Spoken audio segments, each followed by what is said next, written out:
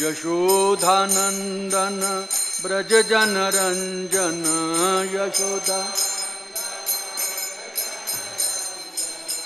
यशोदानंदन ब्रज जन रंजन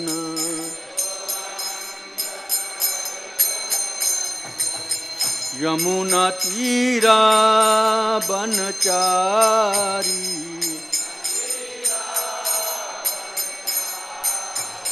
यमुना तीरा बनचारी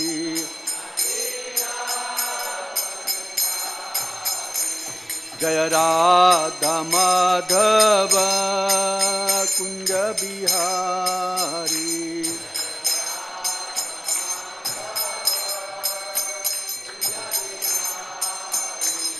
जय राधा माधव कुंज बिहारी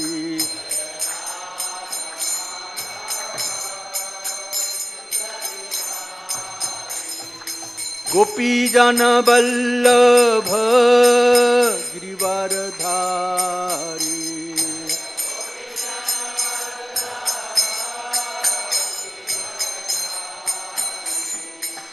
गोपी जन वल्लभ गिरिवरधारी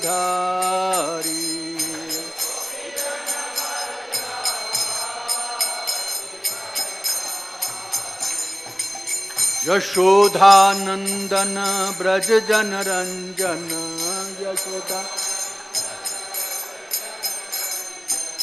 यशोदानंदन ब्रज जन रंजन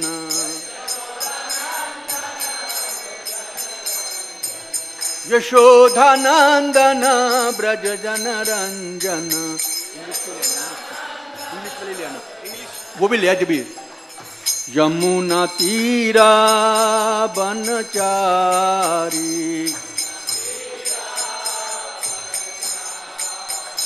यमुना तीरा बनचारी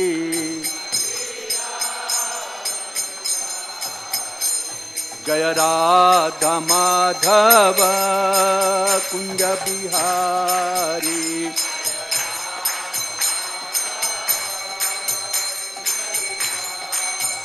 जय राधा माधव कुंज बिहारी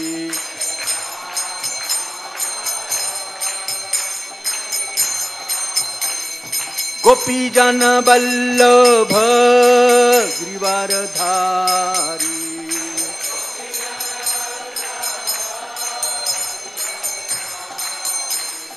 गोपी जन वल्लभ गिरिवरधारी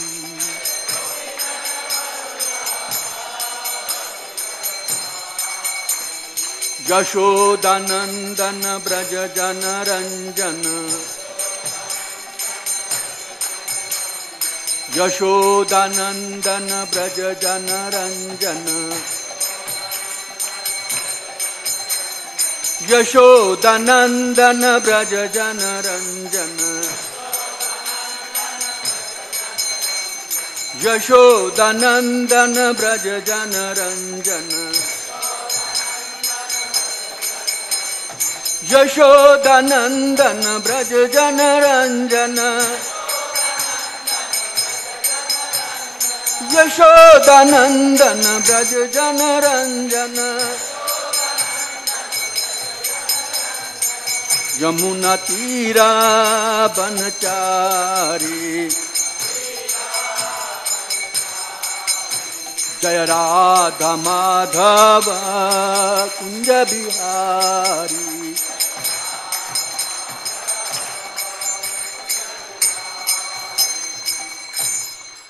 नमो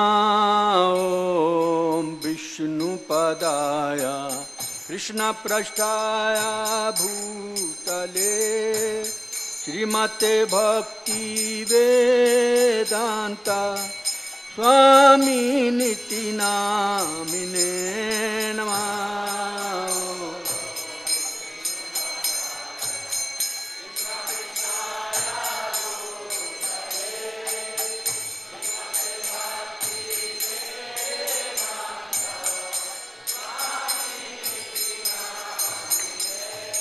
नमस्ते सरस्वती देवे गौरवाणी प्रचारिणे निरविशेषा शून्यवादी पाश्चात्य देशतारिणे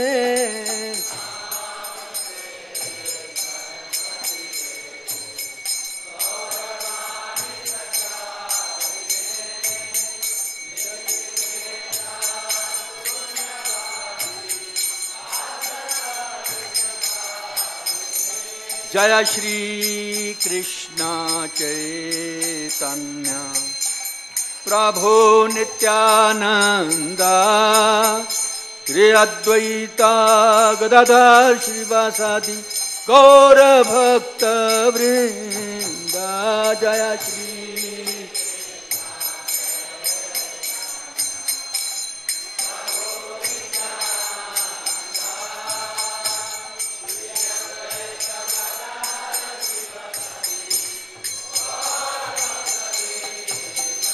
हरे कृष्ण कृष्ण कृष्ण हरे हरे हरे राम राम राम हरे हरे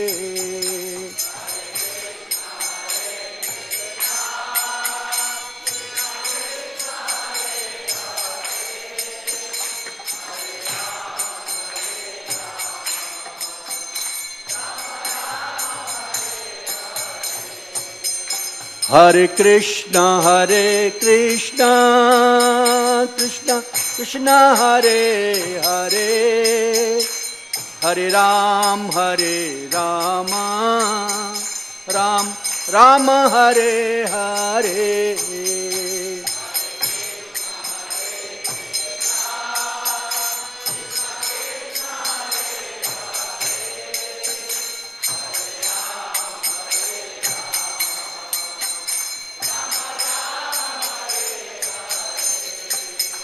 हरे कृष्ण कृष्ण कृष्ण हरे हरे हरे राम राम हरे हरे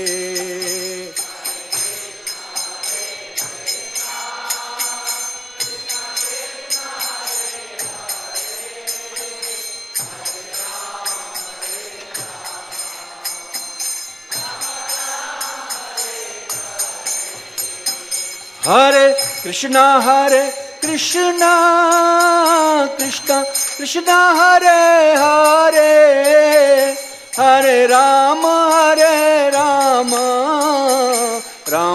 राम हरे हरे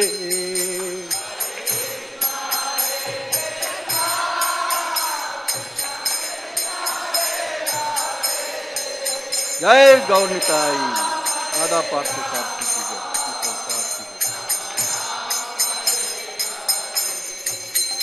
हरे कृष्ण कृष्ण कृष्ण हरे हरे हरे राम राम राम हरे हरे बोलिए हरे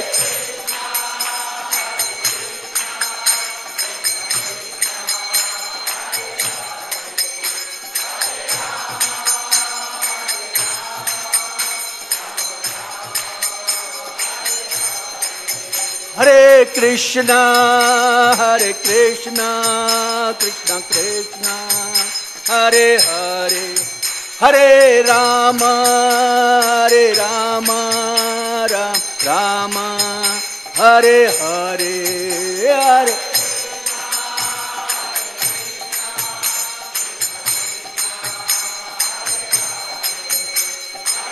हरि बोल।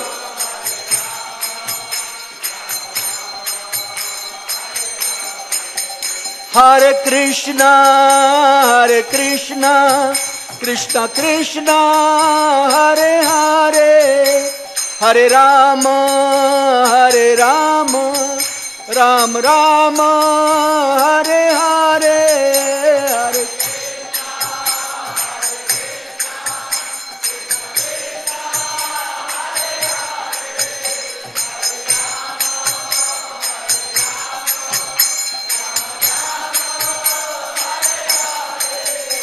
हरि बोल हरि बोल हरि बोल हरि बोल। निताई गौर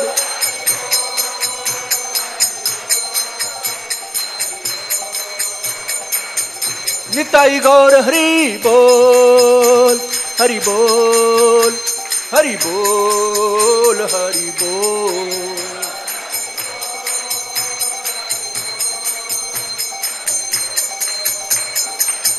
जया प्रभुपादा जया प्रभुपादा प्रभुपादा शिला प्रभुपादा।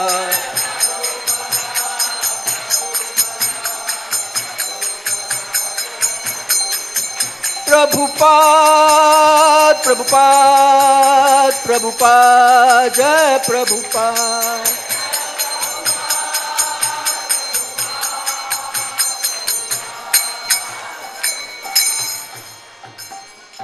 जय ओम विष्णुपाद परमहंस प्रव्राजकाचार्य अष्टोत्र शत अभय चरणारविंद भक्ति वेदांत स्वामी महाराज प्रभुपाद के। इस cofounder acharya saviour of the whole world Jagat Guru Sheila Prabhupada की। बोल प्रेमानंदी हरि हरि बोल। All glories to you assembled devotees Hare Krishna. All glories to you assembled devotees Hare Krishna. All glories to Shri Guru and Shri Gauranga. All glories to Srila Prabhupada के हरे कृष्ण।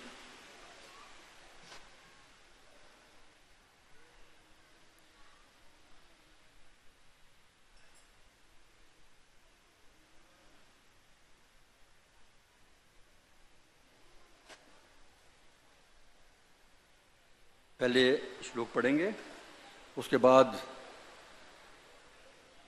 प्रभुपाद जी ने जो परपट बोला हुआ है इंग्लिश में वो पढ़ेंगे, उसके बाद फिर हिंदी में पढ़ेंगे।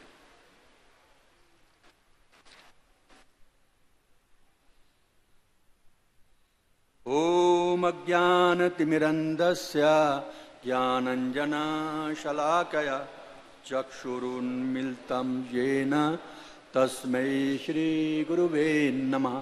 श्रीचैतन्यमनोभीष्टं स्थापितं येन भूतले स्वयं रूप कदा मह्यं दधाति स्वपदान्तिकं। वन्देऽहं श्रीगुरो श्रीयुतापदकमलं श्रीगुरून् वैष्णवंश्च। श्रीरूपं साग्रजातं सहगना रघुनाथान्वितं तं सजीवं साद्वैतं सावधूतं परिजनसहितं कृष्णचैतन्यदेवं श्रीराधाकृष्णपादान् सहगना ललिता श्रीविशाखान्वितं। हे कृष्ण करुणा सिंधु दीनबंधु जगत्पते गोपेश गोपिकाकांत राधाकांत नमोस्तुते। तप्त कांचन गौरांगी राधे वृंदावनेश्वरी वृषभानुसुते देवी प्रणमामि हरि। वाञ्छाकल्पतरुभयश्च कृपा सिन्धुवैव च पतितानां पावनेभ्यो वैष्णवेभ्यो नमो विष्णुपदाय कृष्णपृष्ठाय भूतले श्रीमते भक्तिवेदांत स्वामिनिति नामिने। नमस्ते सरस्वती देवे गौरवाणी प्रचारिणे निर्विशेष शून्यवादी पाश्चात्य देशतारिणे। जय श्री कृष्ण चैतन्य प्रभु नित्यानंद श्री अद्वैत गदाधर श्रीवासादि गौर भक्त वृंद। हरे कृष्णा कृष्णा कृष्णा हरे हरे हरे राम राम राम हरे हरे। नारायणं नमस्कृत्य नरं चैव नरोत्तमं देवीं सरस्वतीं व्यासं ततो जयमुद्रयेत्। नष्टप्रायेषु भद्रेषु नित्यं भागवत सेवया भगवती उत्तम श्लोके भक्तिर्भवति नैष्ठिकी। हरे कृष्ण। धन्यवाद। पहले मैं श्लोक पढ़ूंगा, आप सुनिए। अनेन पुरुषो देहान उपपादत्ते विमुंचन्ति हर्षम शोकम भयम दुखम सुखम चानेन विन्दति। अभी मेरे पीछे बोलेंगे।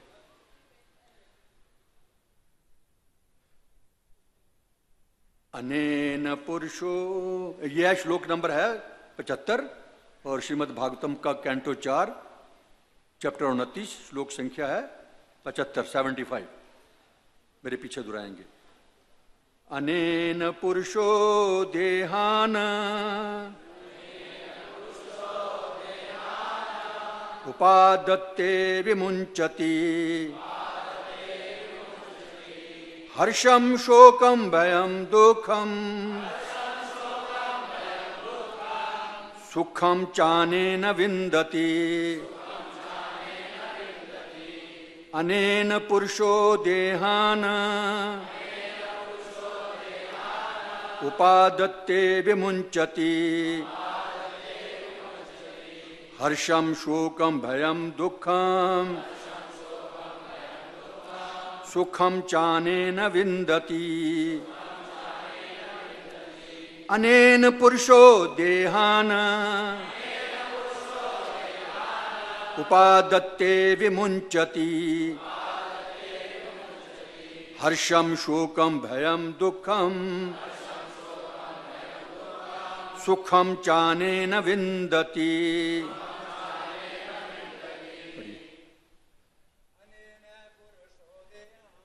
अनेन पुरुषो देहान उपादत्ते विमुंचति हर्षम शोकम भयम दुखम सुखम चानेन विन्दति।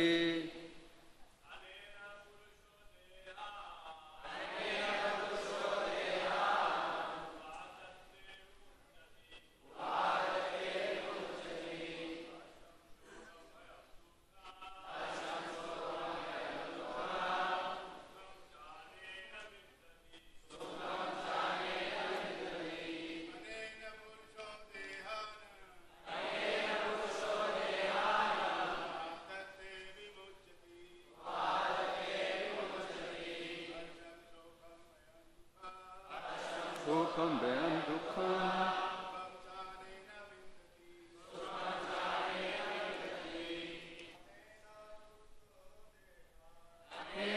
पुरुषो देहो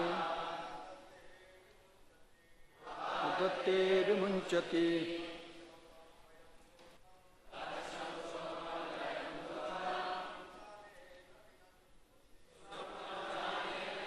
लेडीज बोलिए। अनेन पुरुषो देहान उपादत्ते विमुंचति हर्षम शोकम भयम दुखम।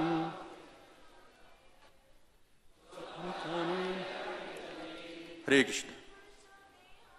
अनेन पुरुषो देहान विमुंचति हर्षम शोकम भयम दुखम सुखम चानेन। हरे कृष्ण। पहले मैं इंग्लिश में ट्रांसलेशन और परपट प्रभुपाद जी का कहा हुआ पढ़ूंगा, उसके बाद फिर हिंदी में ट्रांसलेशन पढ़ेंगे। Translation by his divine grace रिलेसी Bhaktivedanta Swami Prabhupada. By virtue of processes of the subtle body the living entity develops and gives up gross bodies. This is known as the transmigration of the soul. Thus, the soul becomes subjected to different types of so-called enjoyments, lamentation, fear, happiness, and unhappiness. Purport by His Divine Grace, Silesi Bhaktivedanta Swami Prabhupada, Srila Prabhupada ke. According to this explanation, one can clearly understand that originally the living entity was as good as the Supreme Personality of Godhead, in his pure spiritual existence. However, when the mind becomes polluted by desires for sense gratification in the material world, the living entity drops into the material conditions as explained in this verse. Thus, he begins his material existence, which means that he transmigrates from one body to another and becomes more and more entangled in material existence. The process of Krishna consciousness, by which one always thinks of Krishna, is the transcendental process by which one can revert to his original spiritual existence. Devotional service means always thinking of Krishna. Manmana bhav mad bhakto madhyaji mam namaskuru mam aveshasi satyam te pratijane priyosmi me. Always think of me and become my devotee, worship me and offer your homage unto me. Thus, you will come to me without fail. I promise you this because you are my very dear friend. Bhagavad Gita 18:65. One should always engage in the Lord's devotional service as recommended in the Archana Marg. One should worship the deity in the temple and constantly offer obeisances to the spiritual master and the deity. These processes are recommended to one who actually wants to become free from material entanglement. Modern psychologists can study the action of mind, thinking, feeling, and willing, but they are unable to go deep into the matter. This is due to their lack of knowledge and to their not being associated with the liberated acharyas. As stated in Bhagavad Gita 4:2, evam parampara praptam imam rajarishyo vidhu sa kalena mehta yogo nashta prantapah. This supreme science was thus received through the chain of disciplic succession, and the saintly kings understood it in that way. But in course of time, the succession was broken, and therefore the science as it is appears to be lost. Guided by so-called psychologists and philosophers, people in the modern age do not know of the activities of the subtle body and thus cannot understand what is meant by transmigration of the soul. In these matters, we have to take the authorized statements of Bhagavad Gita 2:13, Dehinosmin yatha dehe komaram yovanam jara तथा देहांतर प्राप्तिर धीरस तत्र नामुह्यते. दादा पार्थसारथी की जय, गौरनिताई की जय, सीताराम लक्ष्मण हनुमान जी की जय. As the embodied soul continually passes in this body from boyhood to youth to old age, the soul similarly passes into another body at death. The self-realized soul is not bewildered by such a change. Unless all human society understands this important verse in Bhagavad Gita, civilization will advance in ignorance, not in knowledge.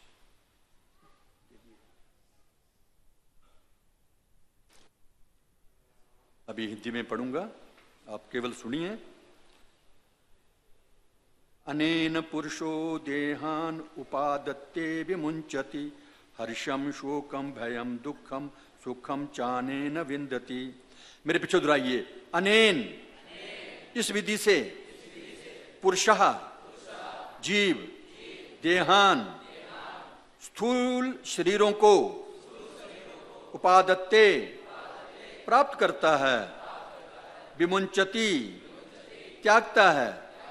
हर्षम प्रसन्नता, शोकम शोक, भयम भय डर, दुखम दुख, सुखम सुख, च भी अनेन स्थूल शरीरों से विंदती भोगता है। अनुवाद: सूक्ष्म शरीर की क्रियाओं से जीव स्थूल शरीरों को विकसित करता है और त्यागता रहता है। यह आत्मा का देहांतरण कहलाता है। इस प्रकार आत्मा विभिन्न प्रकार के हर्ष, शोक, भय, सुख तथा दुख का अनुभव करता है। मेरे पीछे दोहराइए। सूक्ष्म शरीर की क्रियाओं से जीव स्थूल शरीरों को विकसित करता है और त्यागता रहता है। यह आत्मा का देहांतरण कहलाता है। इस प्रकार आत्मा विभिन्न प्रकार के हर्ष, शोक, भय, सुख तथा दुख का अनुभव करता है।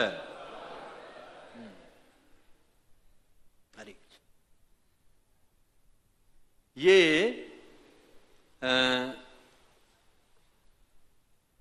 एक रूपक है एक्चुअली। ये शुरू में हम कई महीनों से पढ़ रहे हैं। जो नारद जी राजा प्रचीन बरही को सुना रहे हैं, और यही कथा मैत्रेय मुनि जी भी किसको सुना रहे हैं? महाराज विदुर जी को ये कथा सुना रहे हैं।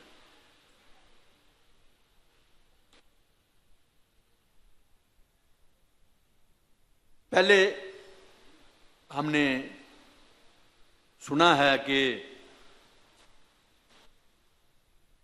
नारद जी ने प्राचीन बरही को बहुत सारे उपदेश दिए हैं। अंत में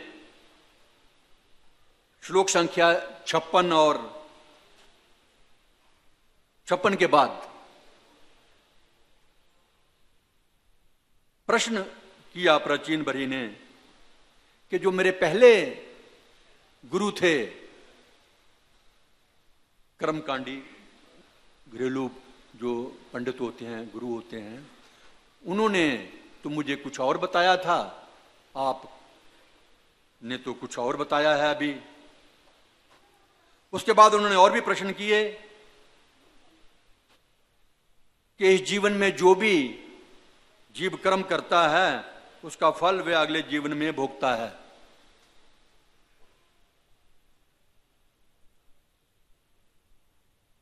इसके बाद नारद जी उसका उत्तर देते हैं। 60वें श्लोक से उत्तर शुरू हो जाता है इनका।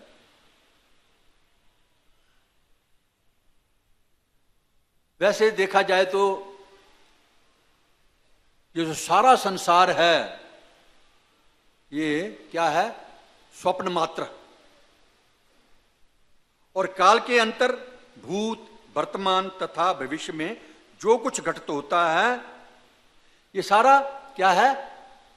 स्वप्न मात्र है। और सारे वैदिक साहित्य का यही रहस्य है, ये बताया गया।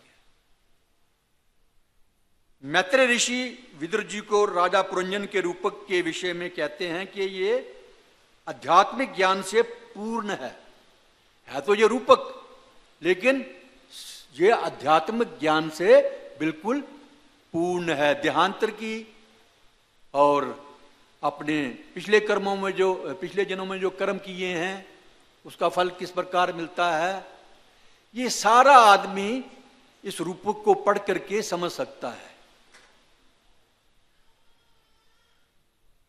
ये सारी वार्ता हम सबको पढ़नी चाहिए। केवल एक दिन आधा घंटा घंटा पढ़ के तो शायद हो सकता है नहीं समझ में आए सारा, लेकिन अलग से बैठ करके एक दफा पूरा पढ़िए। ट्रांसमाइग्रेशन की जो थ्योरी है सारी समझ में आपको आ जाएगी इसमें पढ़ने के बाद। ये किसका कहना है? मैत्रेय ऋषि जी का। और इस रूपक को सुनाने का उद्देश्य यही है कि देहात्म बुद्धि से छुटकारा दिलाना। मैं ये शरीर हूं, ये मेरा है संसार, ये सारा इसका उद्देश्य यही है इस रूपक को सुनाने का कि हम देहात्म बुद्धि से छूट जाएं। इसमें आत्मा का जो देहांतर है वो भी ठीक प्रकार से समझाया गया है। जैसे शुरू में मैंने कहा कि ये संसार पूरा स्वप्न मात्र है। इसके लिए ब्रह्म संहिता में ये श्लोक बताया गया है, यह कार नर्मजेले भजति सम योग निद्राम अनंत जगत अंड सुरोम कूपा। उसका जो ट्रांसलेशन किया हुआ है उसमें बताया गया है कि ये जगत महाविष्णु की स्वप्नावस्था है। महाविष्णु सो जाते हैं नहीं कारण जल में, और उसके बाद फिर सपना है उसका। तो ये जगत महाविष्णु के स्वप्नावस्था द्वारा उत्पन्न है, किंतु जब आत्मा परमात्मा का अनुकरण करना चाहता है, समस्या तभी होती है ना जब हम लोग भगवान का अनुकरण करना चाहते हैं। वैसे तो भगवत धाम में तो स्वप्नावस्था नहीं है हमारी, लेकिन जब हम अनुकरण करना चाहते हैं, मुकाबला करना चाहते हैं भगवान का, तब हमें स्वप्नावस्था में भेज दिया जाता है, स्वप्न जगत में भेज दिया जाता है। ये पूरे इस रूपक का सारांश है। ये अभी मैं तात्पर्य पढ़ता हूं प्रभुपाद जी का। तात्पर्य श्रील प्रभुपाद जी द्वारा इस व्याख्या से स्पष्ट रूप से समझा जा सकता है कि मूलतः जीव का स्वरूप भगवान के समान शुद्ध आध्यात्मिक था।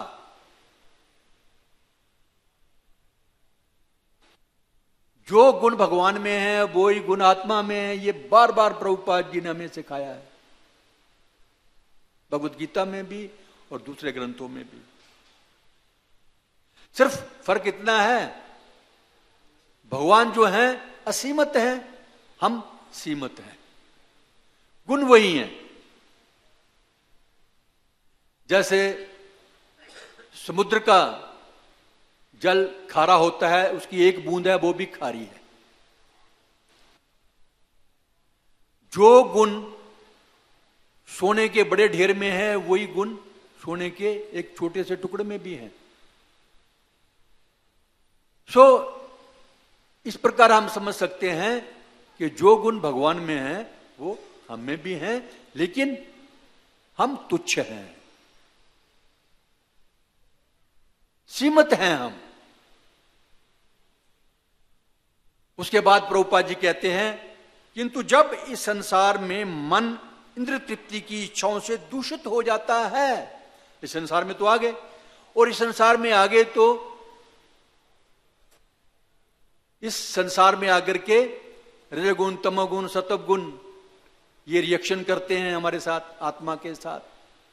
फिर उसके साथ फिर हमारी और इच्छाएं होती हैं भोग भोगने की, बस फिर हम फंसते जाते हैं, फिर दूषित हो जाते हैं। उसी के कारण हमें कई जन्म लेने पड़ते हैं। ये हमारे जो सूक्ष्म शरीर है मन, इसके ऊपर जो हार्ड डिस्क है ना, हार्ड डिस्क मान लीजिए इसको, उस पर प्रिंट हो जाता है सब कुछ। जो हमारी इच्छाएं रहती हैं इस भौतिक जगत में, जो हमारी प्लानिंग रहती हैं, अच्छी हो बुरी हो, वो सारी प्रिंट हो जाती हैं, अंकित हो जाती हैं। वो उसी के अनुसार फिर हमें अगले शरीर मिलते रहते हैं। कभी 84 लाख जूनियों में कभी कुछ, कभी कुछ, कभी कुछ, कभी कुछ, ऐसे हम बनते रहते हैं। ये हमारी दूषित अवस्था है एक्चुअली। जब तक हम कृष्ण भावना भावित नहीं होते हैं, ये हमारी दूषित अवस्था है। दूषित अवस्था में कोई चांस नहीं है हमें स्वप्न से बाहर निकलने का, मतलब माया के चुंगल से निकलने का कोई चांस नहीं है जब तक हम दूषित अवस्था में हैं। किंतु जब इस संसार में मन इंद्रिय तृप्ति की इच्छाओं से दूषित हो जाता है तो वह भौतिक अवस्था में चला जाता है और अपना भौतिक जीवन प्रारंभ करता है, जिसका अर्थ है कि वह एक शरीर से दूसरे शरीर में जाता है और इस संसार में अधिकाधिक फंसता जाता है। जैसे कीचड़ में, छोटा कीचड़ नहीं, बहुत ज्यादा बड़ा कीचड़ हो, तो कीचड़ में जब आदमी फंस जाए वहां से निकलना बड़ा मुश्किल होता है। कहीं कहीं जंगलों में कीचड़ होते हैं तो एकदम कोई पशु गिर जाए उसमें या आदमी भी गिर जाए तो निकलने का प्रयास करते हैं तो और ज्यादा फंसते जाते हैं, और ज्यादा फंसते जाते हैं। यही इस भौतिक रूपी कीचड़ का भी हाल है। एक दफा हम फंसते हैं तो फिर फंसते ही चले जाते हैं, निकलने के चांस बहुत कम हो जाते हैं। निकल सकते हैं यदि कोई हमें देख ले, ओ ये आदमी कीचड़ में फंसा हुआ, इसको कैसे निकालें, तो रस्सी फेंक करके उसको खींचते हैं, कोई देख ले तब भी। मतलब जब कोई साधु संत महात्मा शुद्ध भक्त प्रभुपाद जी जैसा हमें निकाले तो हम निकल सकते हैं, अदरवाइज इस भौतिक कीचड़ से निकलना बहुत कठिन है। कृष्ण भावनामृत की विधि जिसमें मनुष्य सदैव कृष्ण का चिंतन करता है, ये दिव्य विधि है। एक्चुअली भगवान ने हमें मनुष्य से, वैसे तो 84 लाख जोनियां दी हुई हैं, वहां तो भुगत रहे थे हम लोग। तो जब मानव शरीर मिला है तो इसका कोई ना कोई कारण है ना। बिना कारण के तो मानव शरीर नहीं मिला, ना तो कुत्ता भी बन सकते थे, गधा भी बन सकते थे, भेड़िया भी, शेर भी, कुछ भी बन सकते थे। तो भगवान का पर्पज है इसमें मनुष्य शरीर देने का, वो यही है कि हम कृष्ण भावना में हमेशा रहें। जब तक हम कृष्ण भावना में नहीं हैं, इन संसार रूपी कीचड़ से नहीं निकल सकते। और निकलने का एकमात्र यही तरीका है कि हम 24 घंटे निरंतर, जैसे गंगा का पानी निरंतर बहता रहता है, उसी प्रकार हम कृष्ण को याद करते रहें, कृष्ण का नाम याद करते रहें, एक सेकंड के लिए भी नहीं भूलें भगवान को। तो फिर आप बोलोगे कि भाई हम तो इस संसार में हैं, तो हमें तो पेट भी दिया है, तो बच्चे भी दिए हैं, घरवाली भी दी है, तो फिर कैसे काम चलेगा। तो वैसे देखा जाए तो काम तो हमारा भगवान की भक्ति करना ही है भैया, अगर निकलना है तो संसार से। बच्चे पालना कोई हमारा काम नहीं है वैसे देखा जाए। बच्चे तो कुत्ते भी पालते हैं, सुअर भी पालते हैं, बिल्ली भी पालते हैं, वो भी खिलाते हैं खूब बच्चों को, बड़ा ध्यान रखते हैं, बड़ा हमारे से अच्छी तरीके से बच्चे पालते हैं जानवर लोग। लेकिन वो भगवान की भक्ति नहीं कर सकते। वो मनुष्य जीवन का पर्पज यही है। चलो ठीक है, हम अभी फंस गए इस भौतिक जगत में, मनुष्य बन गए, स्त्री बन गए हैं, लेकिन जो प्राइम काम, हमारा मूल जो काम है वो भगवान की भक्ति करना है। और साथ साथ में पेट दिया तो थोड़ा काम करना पड़ेगा। इतना काम करो। प्रभुपाद जी का तो कहना यही है कि भाई थोड़ी सी जमीन हो, गाय हो, जमीन से खेती करो, अन्न उगाओ और गाय का दूध पियो और बाकी समय भक्ति करो। और जो परिवार तुमने अपने सिर पे लाद लिया है, अभी बंडल भार लाद लिया है, भार ही है ये, तो उनको भी कृष्ण भावना भावित करो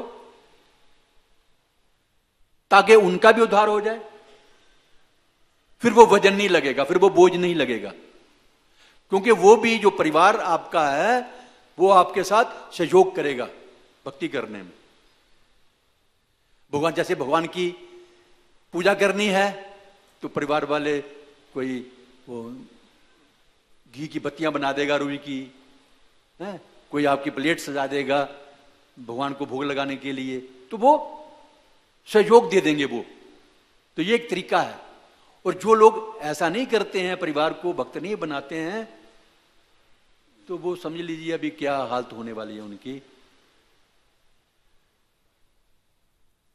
तो हमेशा कृष्ण का चिंतन करो। इसीलिए ये मनुष्य शरीर मिला है, तभी हम इस संसार से, इस कीचड़ से निकल करके असली दुनिया जो हमारी है, असली जो हमारा घर है, वहां पर जाने के अधिकारी बन सकते हैं। और ये कृष्ण भावना भावित जो विधि है बड़ी दिव्य है, जिससे मनुष्य अपनी मूल आध्यात्मिक स्थिति को लौट सकता है। अभी तक तो हम मूल स्थिति में नहीं हैं।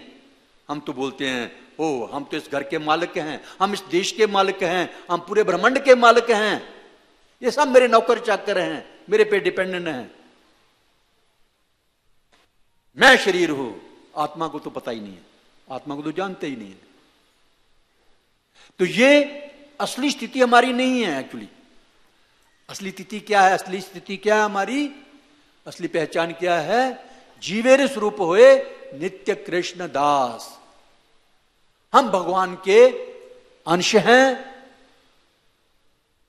अंश होने के नाते हमारा कर्तव्य है अंशी की सेवा करना। सेवा मतलब भक्ति, सेवा का मतलब होता है भक्ति, भक्ति का मतलब है सेवा। तो ये हमारा कर्तव्य है, जीवेर स्वरूप हुए नित्य कृष्ण दास। लेकिन हम यहां पर दास नहीं बनना चाहते, हम सब स्वामी बनना चाहते हैं। बस यही प्रॉब्लम है हमारी, इसलिए हम कीचड़ में फंसे हुए हैं। तो ये असली स्थिति कब आएगी? जब हम भक्तों की संगति करेंगे, गुरु की शरण लेंगे, गुरु हमें सिखाएंगे भैया इस मोह माया से निकलो। वो हमें रास्ता बताएगा कीचड़ से निकलने का। तब हम कीचड़ से निकल सकते हैं। भक्ति का अर्थ है श्री कृष्ण को सदैव कृष्ण का चिंतन करना, हमेशा।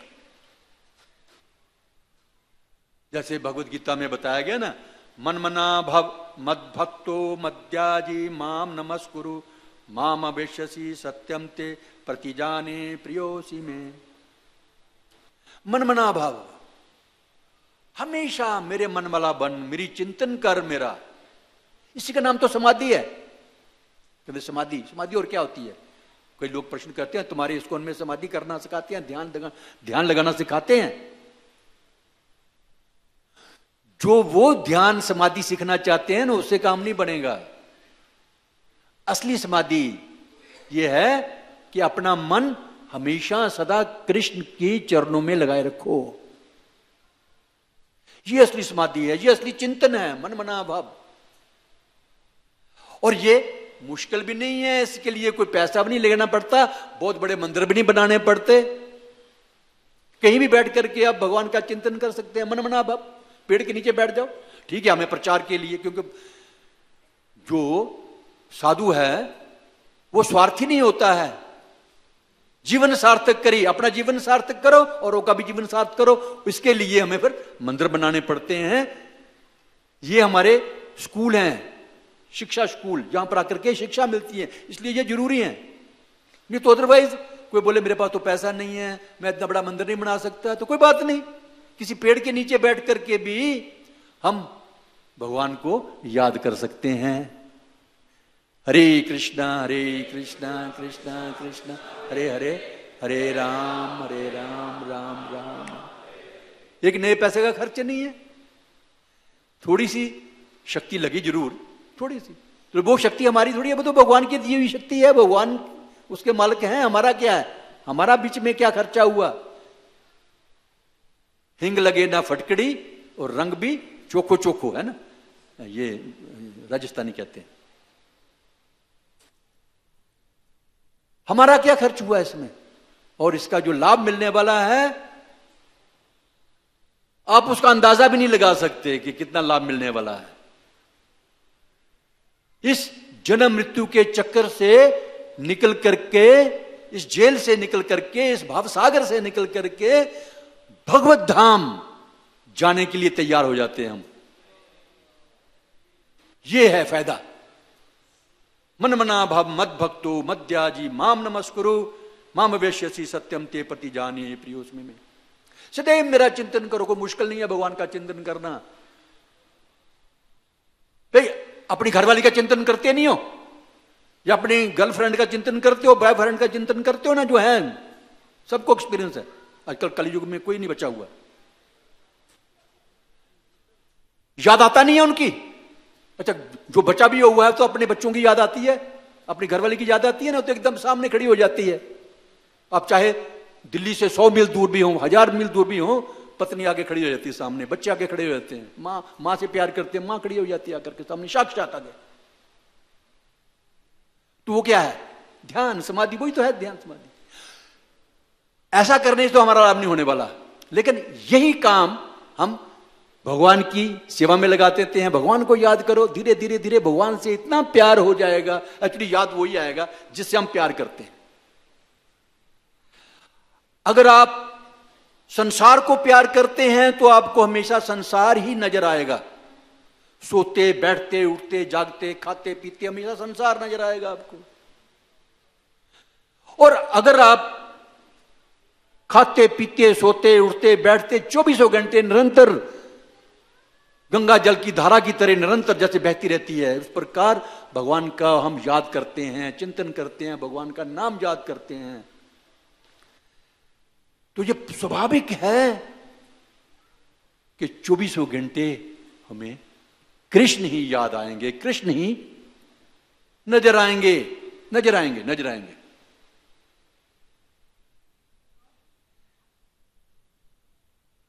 तो भगवान कहते हैं सदैव मेरा चिंतन करो, मेरे भक्त बनो, मेरी पूजा करो और मुझे ही नमस्कार करो, मुझे ही नमस्कार करो। ये शब्द है, अन्य देवी देवताओं की तरफ नमस्कार करने की जरूरत नहीं है, लेकिन आदर सबको करना है।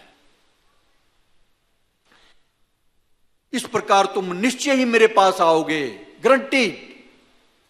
अगर ऐसा करते हो, भगवान को हमेशा याद करते हो, भगवान का नाम लेते हो, भगवान की लीलाएं स्मरण करते हो, अवश्य मेरे पास आओगे। अंतकाले च मामेव स्मरण मुक्त्वा क्लेवरम जा प्रयाति स मद्भावम जाति नाति अत्र संशया। इसमें कोई संशय नहीं है, शक नहीं है। जब हमने पूरी उम्र, अगर पूरी उम्र नहीं किया तो कुछ साल 10-20 साल भी भगवान का चिंतन किया है, तो ये जो प्रिंट है ना हार्ड डिस्क के ऊपर, जितने हमने भक्ति की, ये ऊपर आ जाएगा। बाकी प्रिंट भी रहेगा, जो मिटेगा नहीं, वो भी थोड़ा डिम हो जाएगा और नीचे चले जाएगा। जो हार्ड डिस्क के ऊपर जो बाकी काम किया दुनिया के, मिटेंगे तो वो भी नहीं। उसमें आपने पीछे पढ़ा होगा कि क्या होता है कि कभी कभी तो हम बड़े बीमार होते हैं, या निद्रावस्था में, तो हमारी जितने भी अच्छे बुरे कर्म किए होते हैं तो हमारे सामने वो फिल्म चलती है, पूरी फिल्म चलती है। उसी प्रकार जो हमने पिछले कर्म किए हैं उनका फल तो मिलना है, लेकिन भगवान क्या पता क्या करते हैं, जो भक्त हैं हमेशा भगवान को याद करते हैं, तो उनके हार्ड डिस्क के ऊपर हरे कृष्ण महामंत्र जो है ऊपर आ जाता है। और जब मृत्यु होती है तो मृत्यु से पहले भगवान एक ट्रेलर बता देते हैं, तुमने ये किया था, ये किया था, फटाफट दिखाते जाते हैं। लेकिन असली जो प्रिंट है भक्ति का, वो आपका ऊपर है ना। तो आपने कर्मों का फल बीच में ही भोग लिया, स्वप्न में ही भोग लिया। और जो भक्ति का फल है वो ऊपर आ गया प्रिंट। तो उससे क्या होगा, आप भगवान का नाम याद करेंगे, भगवान के दर्शन भी कर सकते हैं। ये आपके ऊपर है कैसा, कितना आपने भक्ति की है। फिर उसका रिजल्ट क्या होगा, भगवान कहते हैं मेरे धाम में आ जाओगे, इसमें कोई संशय नहीं है। ये तरीका है। मैं तुम्हें यह वचन देता हूं, भगवान कहते हैं, क्योंकि तुम मेरे प्रिय मित्र हो। भगवत गीता 18:65 में है। मनुष्य को सदैव भगवान की भक्ति करनी चाहिए। बार बार पूरे ग्रंथ यही बताते हैं हमारे। सारा ग्रंथ, भगवत गीता पढ़िए, भागवत पढ़िए, दूसरे ग्रंथ पढ़िए, वो यही बताते हैं कि भक्ति जो है, भक्ति का मतलब लविंग डिवोशनल सर्विस, सेवा। माला जाप करना भी भक्ति है, भगवान का प्रसाद देना भी भक्ति है, मंदिर साफ करना भी भक्ति है। ये नहीं है कि मंदिर साफ करना, कोई मंदिर कोई और साफ करेगा, ये भी भक्ति में समा रहा। आप कुछ नहीं कर सकते, केवल भक्ति करे। कौन सी? मंदिर साफ करो। वो सब एक ही स्तर के हैं। ये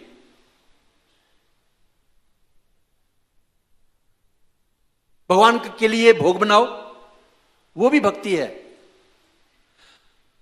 भगवान का प्रसाद लो, वो भी भक्ति है। भगवान की कथा सुनो और सुनाओ, वो भी भक्ति है। वैसे नवदा भक्ति बताएगी ना, श्रवणम कीर्तनम विष्णु स्मरणम पाद सेवनम अर्चनम बंधनम दास्यम सख्यम आत्मनिवेदन, इसमें सारा कुछ ही आ जाता है। ये प्रभुपाद जी ने तो सारी भक्ति का मौका दिया हम लोगों को, केवल एक भक्ति नहीं है, 9 की 9 भक्तियां। तो मनुष्य को सदैव भगवान की भक्ति करनी चाहिए, मतलब हमेशा 24 घंटे भगवान को याद करना है। जैसा कि अर्चना मार्ग में संस्तुत है, मनुष्य को चाहिए कि मंदिर में श्री विग्रह की पूजा करे और गुरु तथा श्री विग्रह को निरंतर नमस्कार करे। कुछ नहीं कर सकता, नमस्कार ही करे, तब भी एक नया पैसा नहीं खर्च होता है। बच्चा भी कर सकता है नमस्कार, बुढ़े को थोड़ा तकलीफ होती है, बुढ़े के घुटनों में दर्द होती है। लेकिन चलो बुढ़ापे में भी शुरू कर दिया तो कोई बात नहीं। दिन का भूला हुआ अगर शाम को घर वापस आ जाता है तो उसको भूला हुआ नहीं कहते हैं ना। आजकल तो रिवाज ही बहुत सारे लोगों में, ओ ये तो बूढ़े लोगों का काम है भक्ति करना, मंदिर जाना, हम जब बूढ़े होंगे ना तब करेंगे। तो ये सच मानो, बूढ़े होकर के भक्ति नहीं कर सकते, बड़ा कठिन है। टिक के बैठ नहीं सकते 10 मिनट के लिए, बूढ़ा हो जाएंगे तो। भगवत गीता पढ़ नहीं सकते, कान काम नहीं करते हैं, सुन नहीं सकते, माला जाप नहीं कर सकते, हाथ थक जाते हैं। मेरा एक दोस्त है, उसने दीक्षा भी ली हुई है, तो मैंने उसको पूछा एक दिन, मैं भी माला जाप ठीक ठाक चल रही है? नहीं प्रभु जी कहते मेरे हाथ ही थक जाते हैं। पंजाबी है वो, मेरे हाथ ही थक जाते हैं, मैं कितना दर्द हो जाती है। जब जवानी में प्रैक्टिस नहीं की तो बुढ़ापे में क्या करेंगे? तो यंग एज से, छोटे से, बचपन से ही, 4-5 साल की उम्र से ही भक्ति शुरू कर देनी चाहिए। और नमस्कार की बात आ रही थी, नमस्कार करो। अगर कोई कुछ नहीं कर सकता, कम से कम नमस्कार करे मंदिर में आकर के। मंदिर नहीं आ सकता तो घर में ही भगवान की, राधा पार्थसारथी की, प्रभुपाद जी की, अपने गुरु की फोटो रख करके उनके आगे नमस्कार करे। जब नमस्कार करेगा तो अगरबत्ती भी जलाएगा, धीरे धीरे अर्चना बंद हो जाएगी। वो बड़ा आसान है, कोई मुश्किल नहीं है। ये विधियां उन लोगों के लिए, ये भी सुन लो, ये सबके लिए विधियां नहीं है। जो नरक में जाना चाहते हैं, 84 लाख जूनियों में जाना चाहते हैं, उनके लिए ये विधि नहीं है। उनके लिए तो रॉयल रोड बनी हुई है नरक की। जब बुरे कर्म करो, शराब पियो, दारू पियो, सिगरेट पियो, व्यभिचार करो, तो वो रॉयल पक्की रोड बन गई है उनके लिए। लेकिन ये भक्ति की विधि जो है, ये किसके लिए है? जो भगवत धाम वापस जाना चाहते हैं उनके लिए है। इस संसार से निकलना चाहते हैं उनके लिए है। ये विधियां उन लोगों के लिए है जो वास्तव में भौतिक बंधन से मुक्ति चाहते हैं। आधुनिक मनोविज्ञानी जो साइकोलॉजिस्ट हैं, मन की क्रियाओं, चिंतन, अनुभव तथा कामना का अध्ययन, इच्छा का अध्ययन कर सकते हैं, किंतु वह गहराई में नहीं जाते। गहराई का पता ही नहीं है उनको। इसके लिए प्रभुपाद जी कहते हैं, ये उनके ज्ञान के अभाव तथा किसी मुक्त आचार्य की संगति ना होने के कारण है। ये बातें तभी समझ में आएंगी जब आप किसी आचार्य की शरण लेते हैं, गुरु की शरण लेते हैं। ये बातें तभी समझ में आएंगी, अन्यथा ये बातें समझ में आने वाली नहीं है। गुरु की शरण ले ली, भगवान की शरण ले ली, तो जो भी जरूरी ज्ञान है ये स्वतः ही मिलता है, स्वतः। हम थोड़ा कुछ जानते हैं जब पढ़े लिखे हैं कुछ, लेकिन प्रभुपाद जी की कृपा हो रही है, बोल पाते हैं थोड़ा। भगवान की कृपा है, राधा पार्थसारथी की, बोल पाते हैं, नहीं तो हमें क्या आता है। तो ये एक विज्ञान है। जब आप गुरु की शरण लेते हैं, भगवान की शरण लेते हैं, तो जो भी जरूरी ज्ञान है भगवान को समझने के लिए, ये स्वतः स्फूर्त हो जाता है आपके हृदय में। उदाहरण देखिए ध्रुव महाराज का, प्रहलाद महाराज का। वो कोई ज्यादा पढ़े लिखे थे, छोटे बच्चे थे वो। गुरु की मेहरबानी होगी नारद जी की, भगवान उनका दर्शन करने के लिए वहां पर पहुंच गए। उसके बाद कितनी प्रार्थनाएं की। 3 साल का बच्चा, 5 साल का बच्चा, कितनी प्रार्थनाएं की उसने। कोई कहीं से सीखी थी उसने? पढ़ाया था? मैंने तो नहीं पढ़ाया उनको, लेकिन ज्ञान आ गया। इससे सिद्ध होता है कि हम अगर भगवान की शरण लेते हैं, गुरु की शरण लेते हैं, जो आवश्यक ज्ञान है वो आपको स्वतः ही मिल जाता है। ध्रुव महाराज, प्रहलाद महाराज इसके उदाहरण हैं।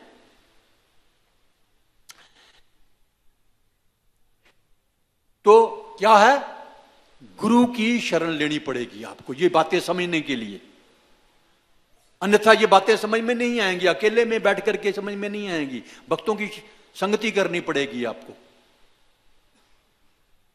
भगवत गीता में भी ये कहा गया है 4:2 में, एवं परंपरा प्राप्तम इमं राज ऋषियो विधु सा काले न महता योगो नष्ट परंतपः। इस प्रकार शिष्य परंपरा द्वारा ये परम ज्ञान प्राप्त किया गया और राज ऋषियों ने इसे इसी विधि से जाना। परंपरा विधि है, शिष्य गुरु परंपरा की परंपरा। इसके अलावा और कोई तरीका नहीं है ये ज्ञान सीखने का। किसी बीड़ी फूकने वाले से ज्ञान नहीं मिलेगा ये। बीड़ी पीता है तो अब उसके पास जाओ, जी मुझे ज्ञान दो भगवान के बारे में, वो क्या ज्ञान देगा? इसके लिए आपको जो वैष्णव गुरु है, जिसने 100% 100% कृष्ण की शरण ले रखी है, अपने गुरु की शरण ले रखी है, वो सक्षम है ये ज्ञान देने में। उसके पास जाओ, उसकी सेवा करो। वो सब जानते हैं, वो आपको ज्ञान देंगे। उनको ललकार के नहीं, चैलेंज करके नहीं। इस प्रकार शिष्य परंपरा द्वारा ये परम ज्ञान प्राप्त किया गया और राज ऋषियों ने इसे इस विधि से जाना, किंतु काल क्रम में ये परंपरा खंडित हो गई, जिससे ये विज्ञान यथार्थ रूप में लुप्त हो गया प्रतीत होता है। तथा कथित मनोविज्ञानियों एवं दार्शनिकों के पथ प्रदर्शन में आधुनिक युग के लोग सूक्ष्म शरीर के कार्यों से अपरिचित हैं। वो तो बोलते हैं कि भाई मरने के बाद कुछ भी नहीं है, बस खत्म। कल किसने देखा, आज मौज कर लो, उनकी ये फिलॉसफी है। तो सूक्ष्म शरीर के बारे में तो उनको कुछ ज्ञान ही नहीं। अतः वे आत्मा के देहांतर का अभिप्राय नहीं समझ सकते। देहांतर का अभिप्राय क्या है, क्यों होती है ये नहीं समझ सकते। जैसे मैंने शुरू में बताया कि देहांतर का अभिप्राय यही है कि जो भी हमारी इच्छाएं हैं, हमारी प्लानिंग है, भगवान उनको पूरा करता है शरीर दे करके। पहला शरीर तो खत्म हो गया, सूक्ष्म शरीर में तो प्रिंट हो गया। आपकी जितनी भी प्लानिंग है, केवल इस जन्म की नहीं, पिछले जन्म की भी जो इच्छाएं हैं, भगवान आपकी इच्छाएं पूरी करते हैं, आपकी प्लानिंग पूरी करने में आपको सहायता करते हैं। इसलिए आपको फिर एक सूक्ष्म शरीर तो है ही है, उसके साथ फिर आपको एक पर्टिकुलर शरीर दे देंगे, ये स्थूल शरीर भोगो भी। ऐसे विषयों में हमें भगवत गीता के प्रामाणिक कथनों को मानना चाहिए। वैसे तो शरीर तो हमारा ट्रांसमाइग्रेट तो हर मिनट के बाद होता रहता है। जैसे हम छोटे बच्चे थे, पता नहीं चलता हमें, एक बच्चे थे, उसके बाद हमारा शरीर परिवर्तन हो गया, थोड़े बड़े हो गए, उसके बाद जवान हो गए। तो ये क्या है, ये भी तो शरीर बदल रहा है ना हमारा। हमारे माँ बाप जान जाते हैं, उनको भी भूल जाता है, ये एकदम हमारे सामने अभी छोटा बच्चा था, इतना बड़ा बन गया। और मृत्यु के समय में हमारा ये शरीर पूरा ही देहांतरण हो जाता है। एक्चुअली ये सारा एक स्वप्ने की तरह है। जैसे स्वप्ने में हमारा जो भौतिक शरीर है वो तो बिस्तर में पड़ा हुआ है, स्थूल शरीर, और जो सूक्ष्म शरीर के द्वारा हम कहां कहां की सैर करके आते हैं, जो चीजें हमने देखी भी नहीं। लंदन जिंदगी में कभी गए नहीं, लंदन भी याद आ जाएगा, वहां पर भी गलियों में घूमते रहेंगे, लंदन की गलियों में, अमेरिका की गलियों में घूमते रहेंगे, हिमालय पर्वत पे घूमते रहेंगे, पहाड़ों में चढ़ जाएंगे, आकाश में उड़ेंगे। तो इसका मतलब है किसी ना किसी जन्म में ऐसा हमने अवश्य किया है या देखा है। तो ये एक रात का सपना हो गया, शरीर वहां पर ही पड़ा हुआ है, और सवेरे उठते ही वो सूक्ष्म शरीर घूम घाम के उसी बिल्कुल ऐसा ही देहांतर है। जो हम मृत्यु के बाद देहांतरण हमारा होता है, तो वो 7 महीने का देहांतर, 7 महीने का सपना, मां के गर्भ में चले गए, 7 महीने का सपना हमने देख लिया। उसके बाद फिर थोड़ा यादाश्त आनी शुरू होती है।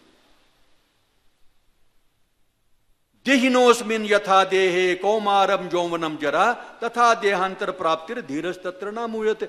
जब हम छोटे बच्चे थे, बड़े हो गए तो हम मोहित होते हैं, यार हमारा शरीर रह गया, हमारा छोटा बच्चे थे, वो मोहित नहीं होते। इसी प्रकार ये शरीर जब मर जाएंगे, मृत्यु होएगी, 7 महीने का सपना शुरू हो जाता है, तो जो ज्ञानी पुरुष है ये इससे मोहित नहीं होता। देहिनोस्मिन यथा देहे कौमारम यौवनम जरा तथा देहांतर प्राप्तिर धीरज तत्र न मुह्यते। जो गंभीर व्यक्ति है, जो सचमुच में भक्त है, धीर है, गंभीर है, वो मोहित नहीं होता है। और धीर पुरुष ही फिर गुरु बनने के लायक होता है। पढ़ा ना आपने, कहां पढ़ा? हाँ। जिस प्रकार बद्ध जीव को इस देह में क्रम से कुमार, यौवन तथा वृद्धावस्था की प्राप्ति होती है, उसी तरह मृत्यु होने पर अन्य देह की प्राप्ति होती है। समझेंगे नहीं? कुमार, उसके बाद यौवन आ गया, फिर वृद्धावस्था का बूढ़ा शरीर मिल गया। उसी प्रकार मृत्यु होने पर दूसरा अन्य शरीर मिल जाता है। बस इतना सही है। स्वरूप सिद्ध धीर पुरुष इस परिवर्तन से सम्मोहित नहीं होता है, उसको कोई फर्क नहीं पड़ता। जब तक सारा मानव समाज भगवत गीता के इस महत्वपूर्ण श्लोक को नहीं समझ लेता, देखिए ये बात बड़ी गंभीर है। बहुत महत्वपूर्ण बात है। क्या? जब तक सारा मानव समाज भगवत गीता के इस महत्वपूर्ण श्लोक को, कौन सा, देहिनोस्मिन् यथा देहे कौमारम यौवनम जरा तथा देहांतर प्राप्तिर धीरज तत्र न मुह्यते, जब तक ये सारा मानव समाज भगवत गीता के इस महत्वपूर्ण श्लोक को नहीं समझ लेता, तब तक सभ्यता ज्ञान की ओर नहीं, ये सभ्यता है ज्ञान की सभ्यता नहीं, ज्ञान की ओर नहीं जा रही है, अपितु अज्ञान की दिशा में बढ़ रही है। पशु सभ्यता बन रही है। टाइम हो गया है। हरे कृष्णा, धन्यवाद। किसी का कोई प्रश्न है? हाँ बोलिए।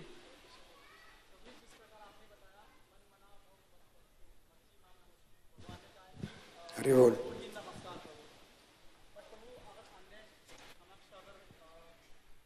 समक्ष अगर गणपति हो या अन्य कोई देव हो तो क्या हमें उन्हें नमस्कार नहीं करना चाहिए? हाँ करना चाहिए, क्योंकि जो भगवान है सबके हृदय में है, तो उस नाते सभी जीवों में भगवान है।